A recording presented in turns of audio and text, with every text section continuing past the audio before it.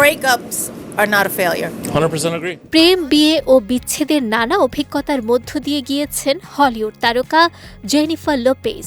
4 বারের বিবাহ বিচ্ছেদের পরও তিনি ইতিবাচক দৃষ্টিভঙ্গি ধরে রেখেছেন। 56 বছর বয়সী এই শিল্পীর মতে বিচ্ছেদ জীবনের সমাপ্তি নয়, বরং নতুন করে এগিয়ে যাওয়ার একটি সুযোগ। তাই সম্পর্ক ভেঙে গেলে হতাশ না হয়ে জীবনকে নতুনভাবে গ্রহণ ও উদযাপন করা উচিত।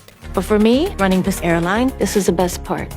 সম্প্রতি মুক্তি পাওয়া জেনিফার লোপেজের নতুন রোমান্টিক কমেডি সিনেমা অফিস রোম্যান্সের প্রচারণার সময় লোপেজ প্রেম, সম্পর্কের বিচ্ছেদ এবং ক্যারিয়ার নিয়ে নিজের জীবনের নানা অভিজ্ঞতা ও উপলব্ধির কথা তুলে ধরেন। জেনিফার লোপেজের বিশ্বাস, জীবনের সবচেয়ে বড় শিক্ষা আসে কঠিন অভিজ্ঞতার মধ্য দিয়ে।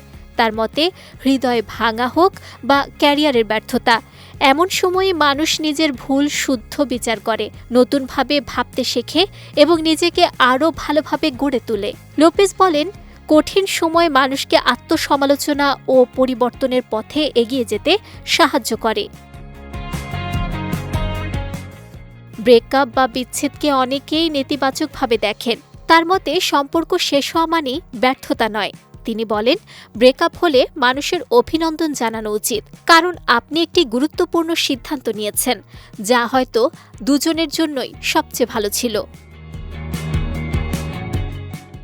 ব্যক্তিগত জীবনে একাধিক সম্পর্ক ও বিচ্ছেদের অভিজ্ঞতা রয়েছে জেনিফার লোপেজের। 1997 সালে ওজানি নোয়ার সঙ্গে তার প্রথম বিয়ে হলেও সেটি 1 বছরের মধ্যেই ভেঙে যায়। পরে ক্রিস জুড ও গায়ক মার্ক অ্যান্থনির সঙ্গে সংসার করেন।